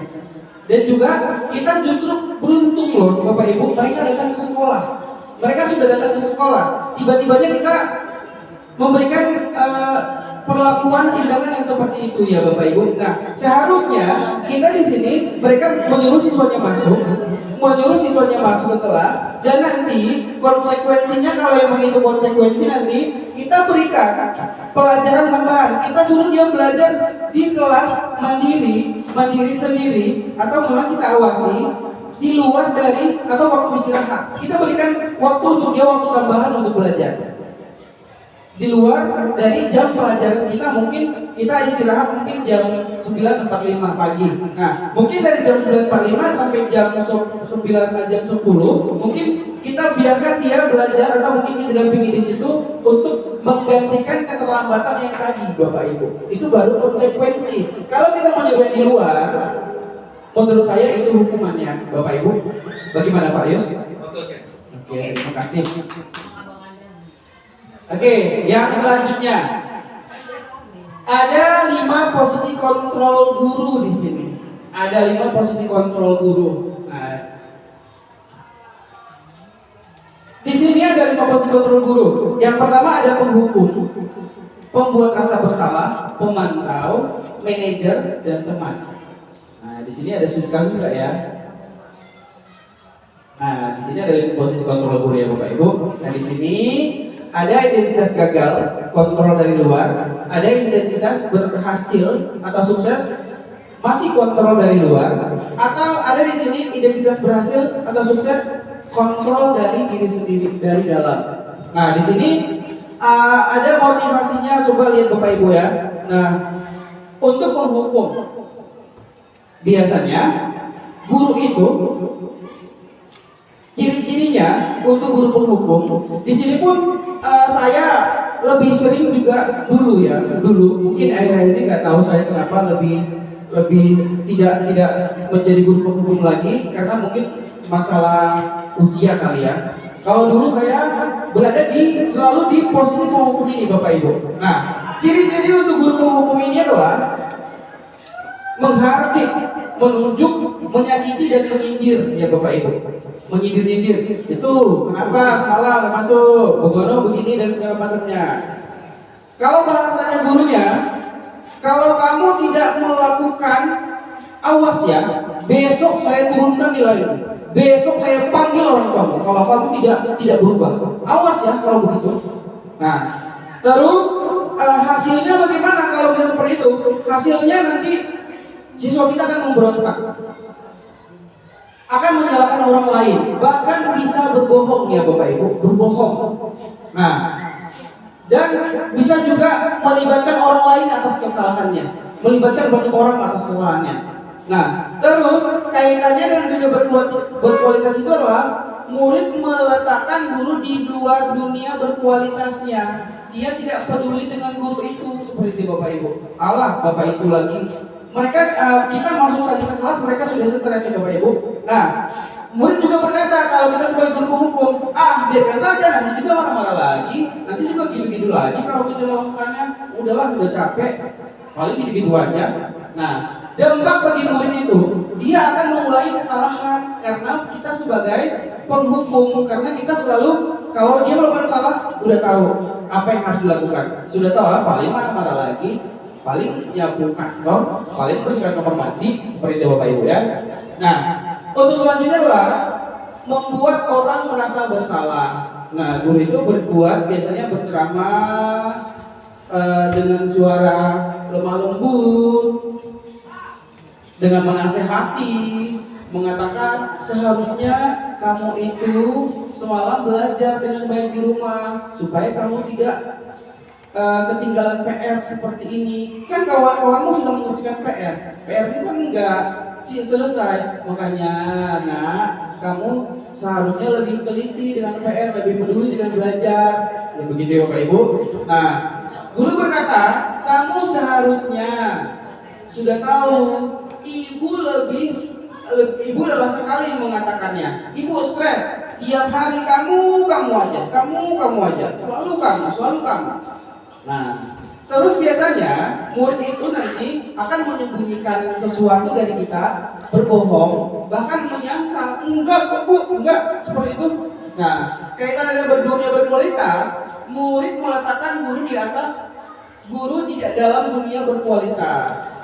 Nah, terus murid berkata, maafkan saya, karena emang dia sudah merasa bersalah ya Bapak Ibu, maafkan saya ya Bu. Nah, dia merasa rendah diri dan merasa berkecil hati seperti itu Bapak Ibu. Nah, yang selanjutnya yang ketiga adalah identitas berhasil atau sukses. Berarti masih kontrol dari luar, masih kontrol eksternal. Nah, mengharapkan imbalan atau ketergantungan pada orang lain ya Bapak Ibu. Di sini ada sebagai teman. Nah, guru berbuat biasanya membuatkan alasan-alasan untuk muridnya. Mungkin biasa kita membantu murid kita biasanya membantu murid. Sering membantu. Ada masalah dengan guru lain mungkin kita yang memfasilitasi atau dan segala macamnya. Karena mereka sudah menganggap dekat dengan kita. Guru berkata, ayolah lakukan demi Bapak. Masa kamu tidak mau? Ingat tidak? Bapak kemarin pernah bantu menyelesaikan masalahku dengan segini. Masa masalahku begitu beratnya kamu tidak mau membantu Bapak? Sedikit saja kok yang Bapak mintai tolong. Nah, karena memang mereka anak-anak yang sudah dekat dengan kita merasa sudah dekat, maka mereka akan merasa mengalami ketergantungan dengan kita ya Bapak Ibu, mengalami ketergantungan dengan kita. Nah, terus murid meletakkan guru sebagai guru yang sangat penting di dunia berkualitas mereka. Nanti mereka juga kalau memang ada masalah di rumah, ada masalah dengan temannya, mereka akan berusaha menghubungi kita, memberitahu ke kita tentang apa yang mereka rasakan seperti itu Bapak Ibu. Mereka jadi terbuka ke kita. Tapi dan murid berkata, saya pikir Bapak Ibu teman saya. Ternyata begitu. Kalau kita memang sudah melakukan yang tidak sesuai dengan mereka harapkan, Bapak Ibu. Nah, dampak bagi murid itu adalah mereka lemah, tidak mandiri dan tergantung. Apapun masalah mereka harus kita selesaikan sendiri. Harus kasih tahu Bapak Ibu dulu. Apapun ceritanya, mereka tidak bisa struggle, Bapak Ibu. Mereka tidak bisa survive di masalah mereka. Nah, di sini juga ada guru sebagai pemantau. Biasanya di situ mengukur dan menghitung. Biasanya ini yang lekat dengan ini biasanya wakil kepala sekolah biasanya, yang selalu syarat dengan peraturan sekolah yang dilanggar oleh murid-muridnya. Biasanya di sini wakil kepala sekolah yang sebagai pemantau di sini Bapak Ibu. Nah, kamu tidak pakai topi, tidak pakai sepatu hitam, kamu tidak pakai kaos kaki. Selalu memantau peraturan-peraturan tentang data-data pelanggaran yang dialami siswa Bapak Ibu. Nah, berbicara selalu masalah peraturan. Kamu ini tidak boleh membawa rokok karena peraturannya di sekolah begini. Tidak boleh membawa handphone ke sekolah karena peraturannya begini dan segala macamnya. Nah, di sini juga ada hasilnya menyesuaikan diri bila diawasi. Umpamanya ada wakil kepala sekolah ini, guru pemantau ini, biasanya dia selalu melihat pakaian anak-anak yang mau dikeluarkan bajunya. Biasanya selalu mengawasi dan tidak pakai dasi. Nah, apabila Bapak ini muncul depan pintu, semua seolah-olah rapi. Sudah masukkan baju, sudah memakai dasi, sudah lengkap semua rapi, pakai sepatu segala macam, rapi segala macam. Tapi kalau si Bapak ini tidak ada, semua kembali ke bentuk asalnya. Ya Bapak Ibu, yang baju dikeluarkan, yang dasinya tidak dipakai dan segala macamnya. Tapi kalau tiba-tiba si Bapak ini muncul, semua akan kembali rapi dan segala macamnya. Itu masih eksternal ya Bapak Ibu, masih di masih kontrol dari luar. Nah, kaitan dengan dunia berkualitas, murid meletakkan guru peraturan dan hukum di dunia berkualitas, seperti itu ya. Nah, guru-gurunya berkata, berapa banyak bintang yang saya harus peroleh, berapa halaman yang harus saya tulis, begitu. Maksudnya kalau umpamanya kita membuat peraturan itu, kita buat umpamanya, kalau umpamanya satu orang itu bintangnya ada 100. Contoh, satu orang itu bintangnya 100. Nah, kalau setiap dia melakukan kesalahan, bintang itu kita kurangi 1. Setiap dia melakukan kesalahan, bintang itu kita kurangi 1. Nah, dan di akhir semester nanti disitulah kita simpulkan bahwa dia itu bersikap berapa bintang yang dia dapat. Kira-kira berapa kesimpulannya, dia baikkah, kurangkah, cukup, sangat baik dan segala macamnya. Dia berharap bintangnya tidak dikurangi seperti itu Bapak Ibu ya. Dampak pada murid, menitik beratkan pada sanksi atau hadiah yang dirinya, hadiah yang didapat dirinya maksudnya. Nah, di sini juga dia mengharapkan hadiah karena memang dia sudah berbuat baik, karena tadi bersangkut paut dengan bintang-bintang tadi ya Bapak Ibu yang di akhir semester. Nah, yang terakhir adalah ini memang manajer, seharusnya kita semua guru berada di posisi ini Bapak Ibu. Kita guru semua berada di posisi ini seharusnya. Seperti kasus-kasus yang terjadi di anak kita macam-macam jenisnya, macam-macam kasusnya, macam-macam persoalannya. Nah, kita harus menghadapinya, kita harus menyelesaikannya dengan manajerial Bapak Ibu. Di sini manajer tidak pernah memarahi bawahannya. Dia selalu mencari tahu kira-kira apa permasalahannya, dan dengan sendirinya nanti si bawahannya ini mencari solusinya sendiri untuk diri sendiri. Contoh umpamanya anak-anak kita nanti umpamanya terlambat datang ke sekolah. Contoh terlambat datang ke sekolah. Nah, kita tanya ke anak-anaknya, kira-kira kenapa datang terlambat ke sekolah? Nah, dia sendiri menjelaskan nanti karena emang terlambat bangun dan segala macamnya, dan dia sendiri nanti yang menemukan solusinya untuk dirinya sendiri. Nah, di sini biasanya gurunya mengajukan pertanyaan-pertanyaan terhadap situasi apa yang dihadapi oleh anak muridnya. Nah, selanjutnya guru juga berkata, apakah yang kita yakini, apa yang kamu kerjakan untuk memperbaiki masalah ini? Apa yang kamu yakini? Kenapa kamu datang terlambat? Apa yang kamu yakini? Ya Pak, datang ke sekolah itu saya yakini datang harus jam 7.45 Pak minimal, atau sebelum 7.45. Nah, kenapa tidak datang seperti itu? Kenapa tidak masuk? Nah, karena memang saya terlambat bangun Pak. Nah, kenapa terlambat bangun? Saya tadi malam main game sampai tengah malam Pak. Saya tadi nonton drakor Pak sampai tengah malam Pak, sampai pagi, sehingga saya terlambat bangun. Nah, untuk besoknya supaya jangan terlambat bangun, apa yang harus kamu lakukan? Oh iya Pak, nanti saya akan tidur lebih cepat Pak. Saya akan membuat alarm pagi dan banyak alasan, dan sehingga dia sendiri yang menemukan solusi untuk dia sendiri Bapak Ibu. Nah, inilah yang kita harapkan untuk anak murid kita. Dia sendiri yang menemukan solusi itu sendiri untuk dirinya. Nah, kaitan dengan dunia berkualitas, murid meletakkan dirinya sebagai individu yang positif dalam dunia berkualitas. Ya Bapak Ibu. Nah, murid akan berkata, bagaimana caranya saya bisa memperbaiki keadaan? Bagaimana saya bisa memperbaiki kesalahan saya Bapak Ibu? Nah, kita motivasi dia, kita gali kemampuannya untuk memperbaiki dirinya, memperbaiki kesalahannya dengan caranya sendiri. Nah, terus dampak pada muridnya adalah mengevaluasi diri, bagaimana cara memperbaiki dirinya. Seperti itu ya Bapak Ibu. Nah, kira-kira ini kita di posisi yang mana nih Bapak Ibu?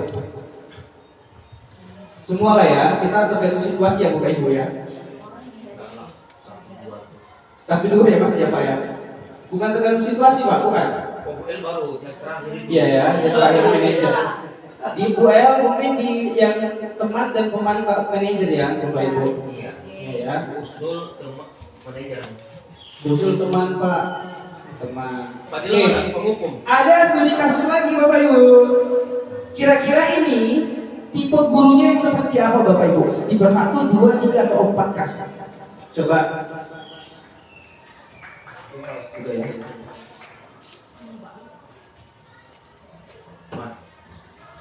Coba dibaca Bapak Ibu. Oke, Yuli Nisi, coba dibaca dulu Bu. Kasus 4. Ibu Dani sedang menjelaskan pelajaran bahasa Inggris di papan tulis, namun beliau memperhatikan bahwa Fajar malah tidur-tiduran dan tanpa tak acuh pada pelajarannya. Fajar coba jawab pertanyaan nomor 3. Maju ke depan dan kerjakan di papan tulis. Fajar pun tampak malas-malasan maju ke depan, dan sesampai di depan papan tulis pun Fajar hanya diam terpaku sambil memegang buku bahasa Inggrisnya dan memainkan spidol di tangannya. Ayo Fajar, makanya jangan tidur-tiduran, lain kali perhatikan.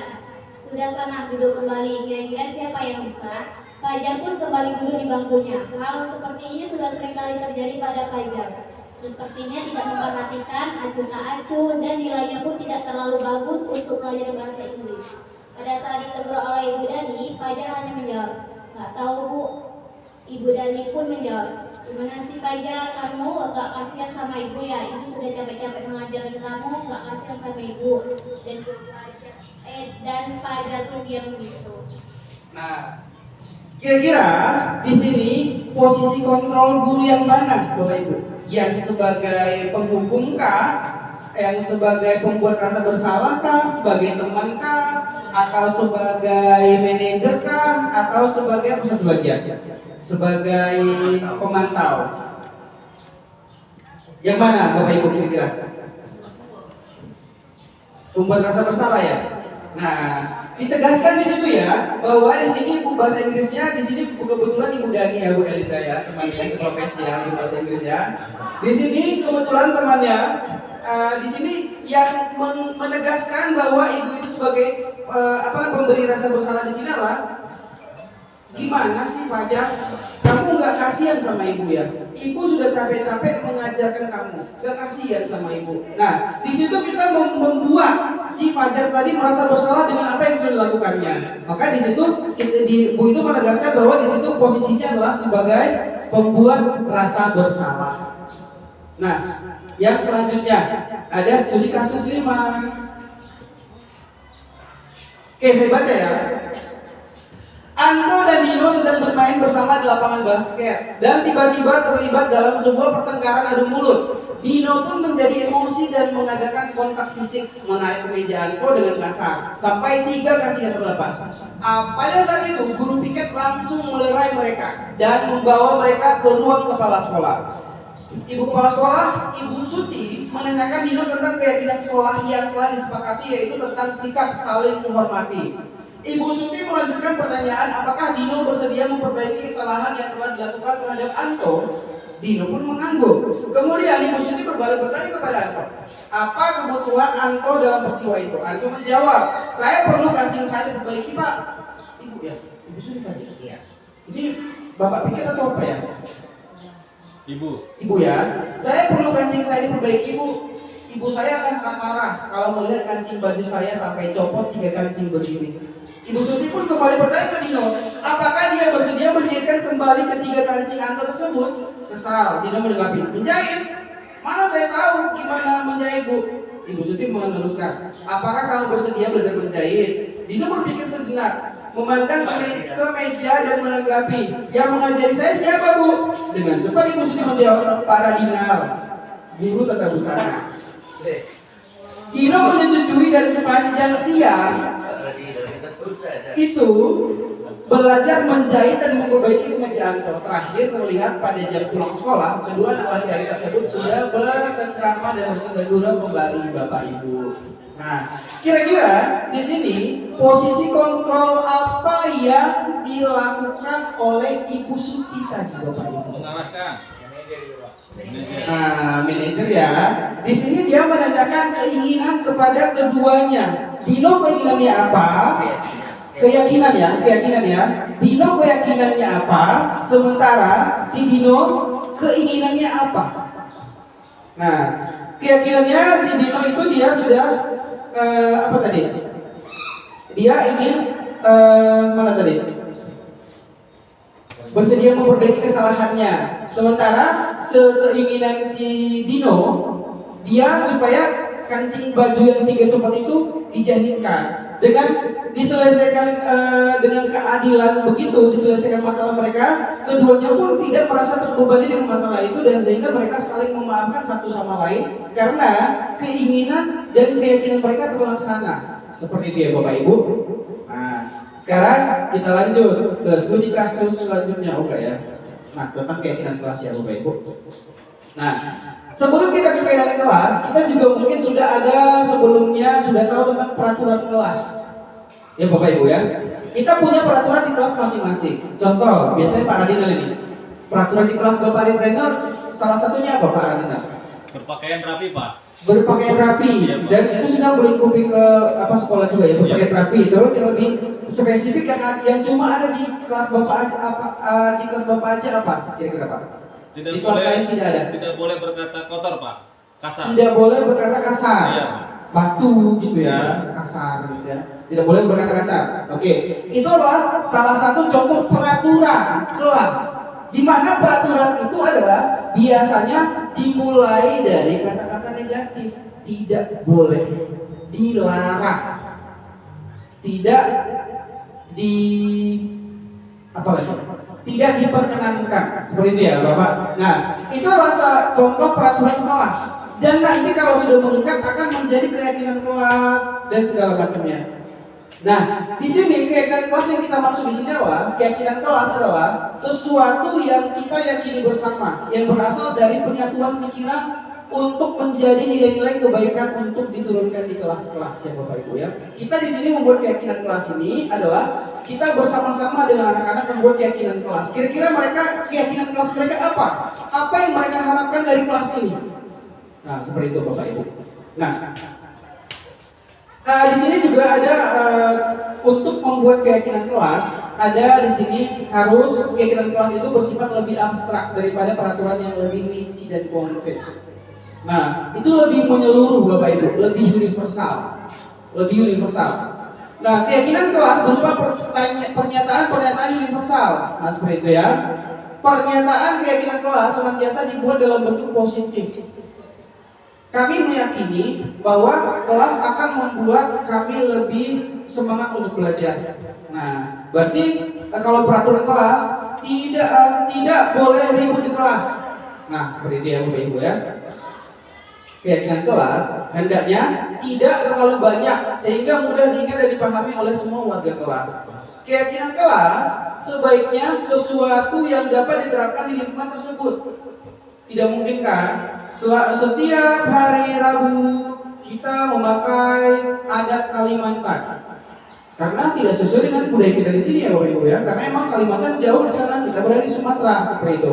Nah, keyakinan kelas sebaiknya semua warga kelas hendaknya ikut berkontribusi dalam pembuatan keyakinan kelas lewat kegiatan curah pendapat. Mungkin kita bisa pakai kertas lembar persiswa, terus juga mungkin kita bisa pakai kertas posit dan segala macamnya supaya semua anggota kelas, warga kelas berkontribusi untuk membuat keyakinan kelas ini. Nah, yang selanjutnya adalah bersedia meninjau keyakinan kelas dari waktu ke waktu, seperti itu ya Bapak Ibu. Nah, di sini ada dua contoh keyakinan kelas yang saya ambil dari internet ya Bapak Ibu. Cuma sumbernya saya tidak cantumkan, maaf ya Bapak Ibu.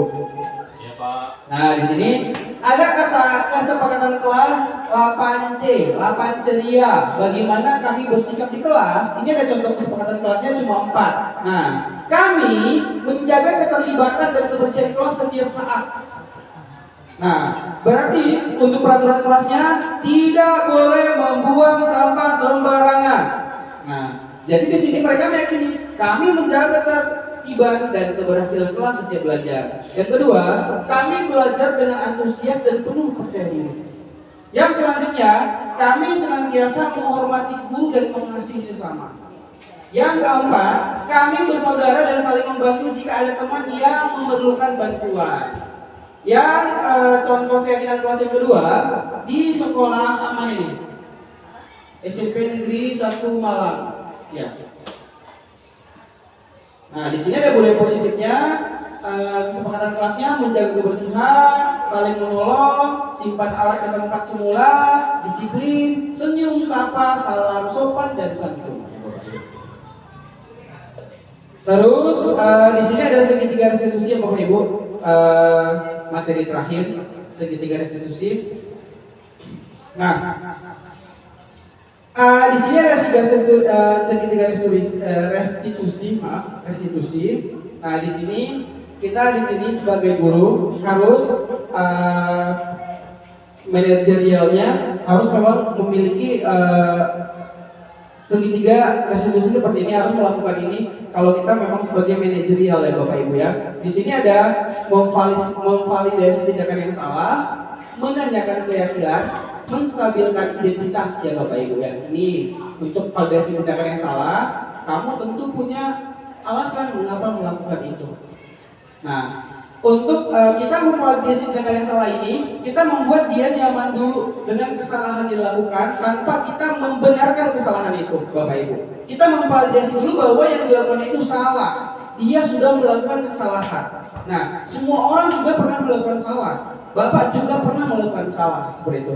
Biar dia nyaman dengan kesalahan yang dilakukan, maksudnya biar dia terbuka kepada kita dan dia supaya tidak merasa terhakimi. Nah, terus setelah itu baru menanyakan keyakinan kelas. Kira-kira keyakinan apa yang dilakukan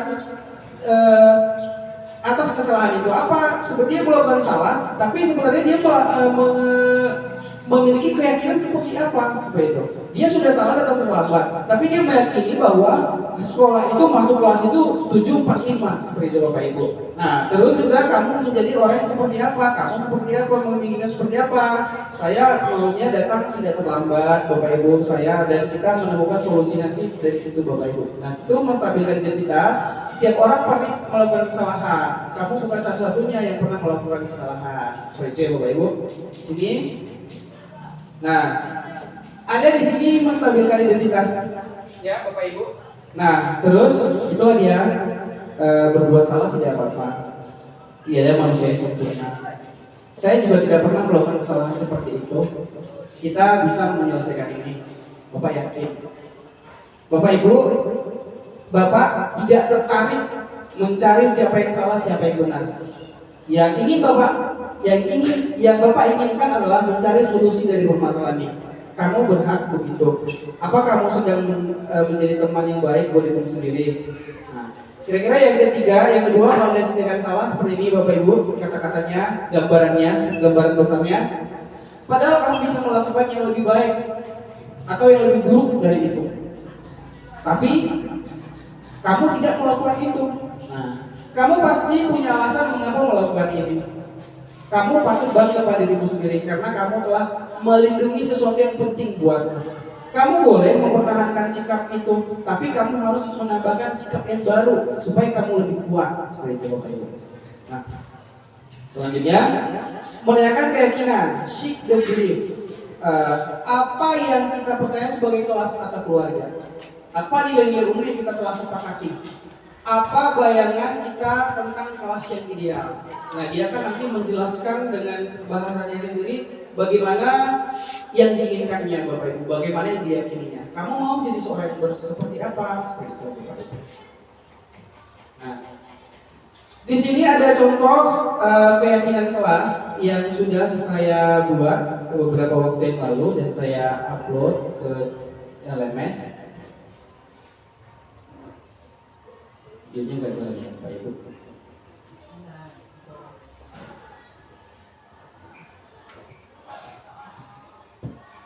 Suaranya nggak keluar ya? Jelas. Ini memang kita gitu apa? CDP. Ini suaranya. Oke. Nah, di sini saya menemukan ada anak yang tidur di kelas.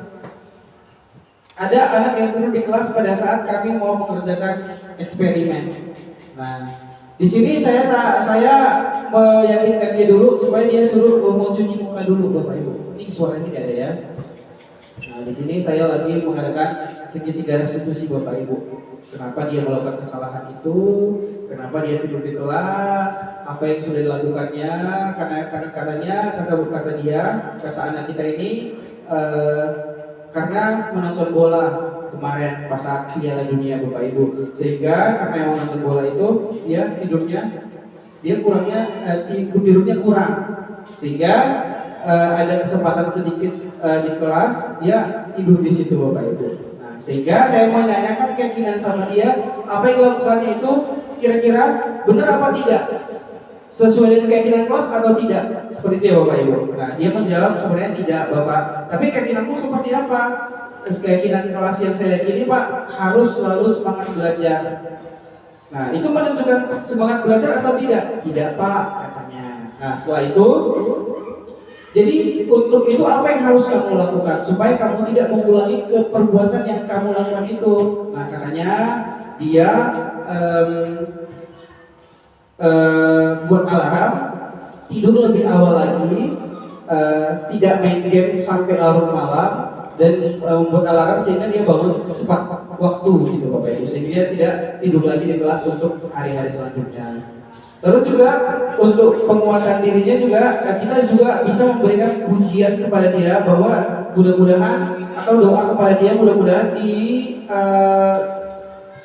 yang akan datang dia akan berubah menjadi lebih baik lagi Bapak Ibu. Ini sayang sekali ya suaranya tidak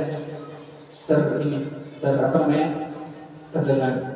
Nah kira-kira begitulah kita mengajak berbicara anak itu dengan dari hati ke hati ya Bapak Ibu ya. Bagaimana dia supaya bisa jujur ke kita, dia bisa mengungkapkan segala kesalahan yang dilakukannya, penyebabnya apa, terus dia sendiri yang mencari solusi untuk dirinya sendiri Bapak Ibu.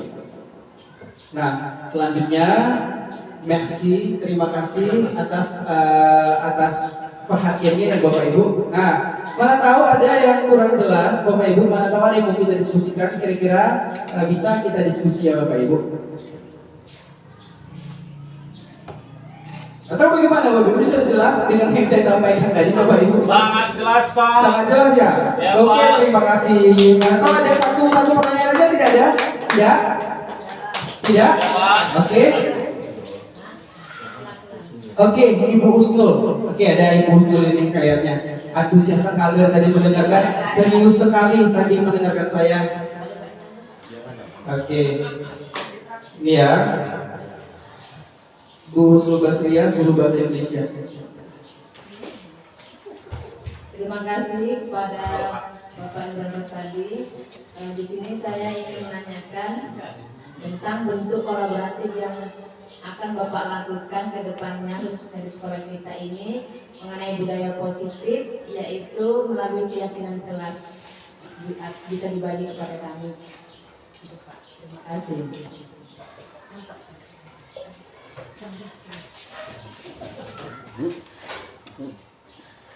Oke, pertanyaannya berkualitas sekali Bapak Ibu ya. Oke. Bagaimana tadi Bu pertanyaannya? Bagaimana Bu? Oh, bentuk kolaborasi ya. Nah, oke, bentuk kolaborasinya ya. Itu untuk menghidupkan suasana biar biar ngantuk ya. Nah, untuk kolaborasinya begini Bapak Ibu. Nah, kita juga berbicara gembar-gemborkan tentang budaya positif di sekolah ini. Kalau memang cuma saya sendiri atau cuma kami berdua sama Pak Yusuf yang melakukan sendiri, itu semua nonsen Bapak Ibu. Tidak ada gunanya. Kecuali kita semua sama-sama bergandengan tangan untuk membudayakan budaya positif di sekolah demi kemajuan sekolah kita.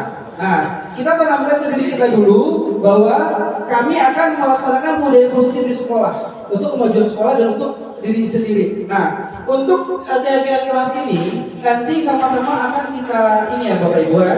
Kita sama-sama nanti akan kita belajar berkolaborasi. Kira-kira nanti di lapangan di kelas bagaimana cara kita untuk menentukan budaya positif itu di kelas kita masing-masing dengan keyakinan kelas tadi ya Bapak Ibu ya. Nah, kita nanti sama-sama mungkin kita bisa menggunakan kertas posit yang warna-warni, mungkin lebih semangat anak-anaknya menulis di situ, atau mungkin dengan menggunakan kertas mereka. Nanti kita akan sama-sama kita simulasikan dulu di ruangan guru nanti Bapak Ibu. Kita simulasikan dulu di ruang guru bagaimana nanti membuat keyakinan kelas itu Bapak Ibu. Kita menanyakan mereka dulu bagaimana kelas yang mereka inginkan, bagaimana kelas yang nyaman menurut mereka Bapak Ibu. Ya Bu ya. Nanti sama-sama kita simulasikan di sini. Oke Bu, siap. Ada lagi Bapak Ibu? Oke, kalau sudah tidak ada, mungkin sudah sampai juga mendengarkan saya berbicara di sini. Mudah-mudahan apa yang saya sampaikan di sini bisa memberikan dampak positif kepada kita semua dan bisa memberikan dampak positif buat saya secara pribadi pada khususnya untuk kita semua, pada umumnya untuk sekolah kita, pada khususnya untuk sekolah kita, pada umumnya untuk pendidikan di kabupaten kita dan di Indonesia ya Bapak Ibu ya. Saya sudahi. Selamat siang dan assalamualaikum warahmatullahi wabarakatuh.